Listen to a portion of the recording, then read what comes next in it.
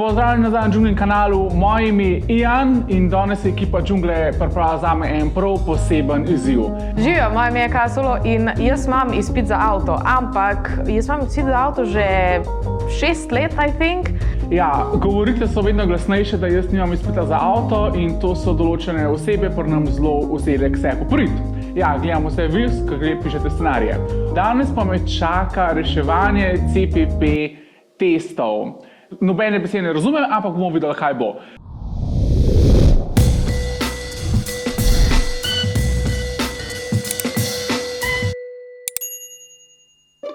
Ali se lahko moped znajde v mrtvem kotu drugega vozila? Ja, itak. To pa vem. Jaz sem snemal TikToke za avtošolo in sem pač zvedel, da so baje mrtvi koti, to, kar je stebričkov v avtu. Se pravi, imamo mrtvi kot A, B pa C. To je vse, kar vem.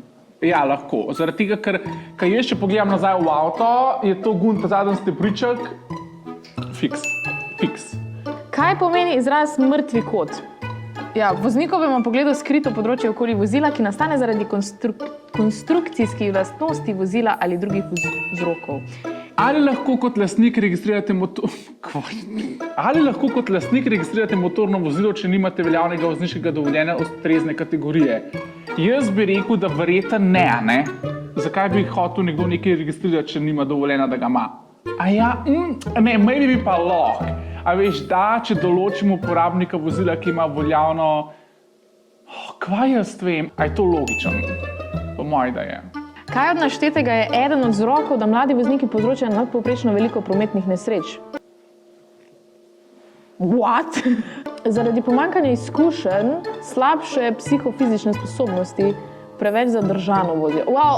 Nekateri vozijo tudi preveč zadržano, ampak verjetno je velika verjetnost, da naletijo na prometno situacijo, ki ji niso kos.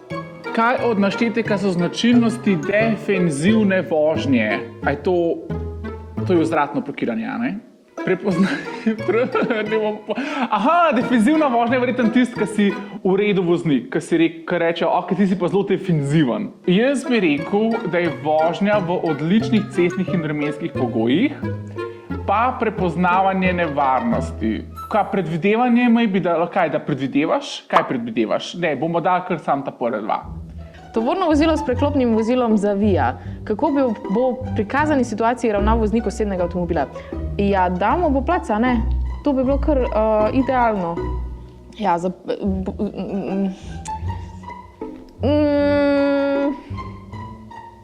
ja. Označite razdaljo od mesta postavitve tega prometnega znaka do mesta, ki ga označuje. Kaj to sploh označuje, naprej pa nazaj? Kaj je to sploh? Z tega sploh še nisem nikoli videl. Jaz bi rekel od 50 do 150 metrov. Nimam pojma, da lahko voziš gor pa dol. Kaj jaz vem? Kaj pomeni prikazan znak policista z loparjem, ki je usmerjen proti vam? Zihar moram povečati hitrost, ja, ustaviti moram. Pred križiščem je postavljen ta prometni znak z dopolnilno tablo. Kaj sporočam? Na tem križišču nimate prednosti? Ne, ker pa bi bilo prepovedano. Prednostna cesta ne poteka naravnost. Maybe ta zadnji, ker se sliši kot najbolj professional.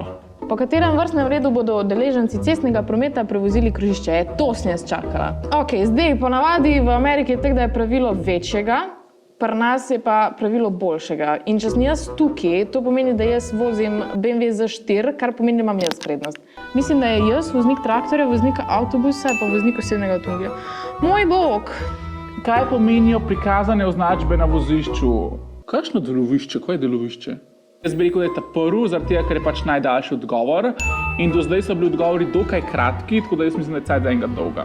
Na cesti, po kateri običajno vozite, je zaradi del postavljena prikazana popolna zavora. Kako boste ravnali, kadar se dela ne izvajajo?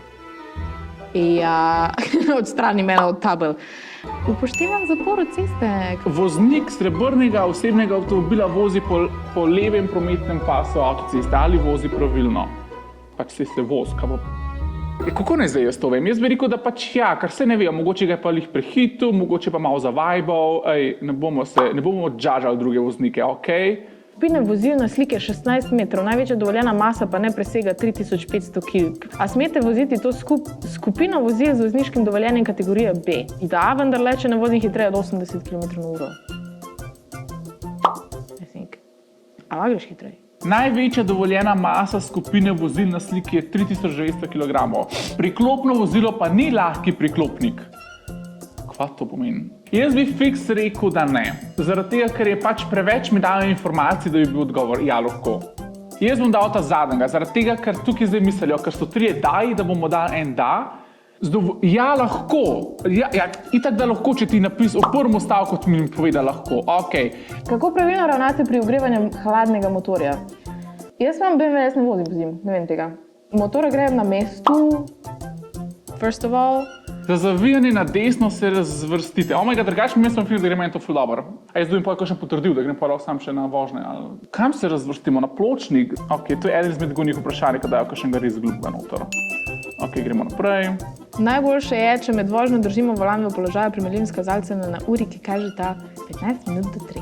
Wow. Kako ravnate, kadar dohitite vozilo s posebno opozorilno svetilko? Kaj je osebna Jaz bi rekel, vožnjo nadaljujem posebej previdno. Pa če ne vem, bom jaz eno dal, da previdno vozimo. Zaradi tega, ker fiks moramo zmeri previdno voziti. I don't know.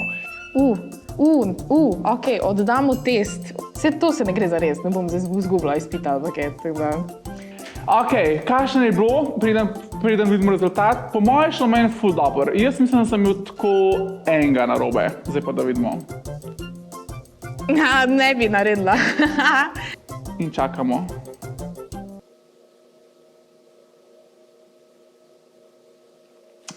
Aj, važen. Dobil sem oceno 6,41. Aj, to dobro, je to slabo. Šlo mi je ful dobro, pač tako vsaj varno vožnjo bi fiks naredil. Zdaj pa CPP je meni šel bolj slabo, ampak jaz dejansko znam voziti.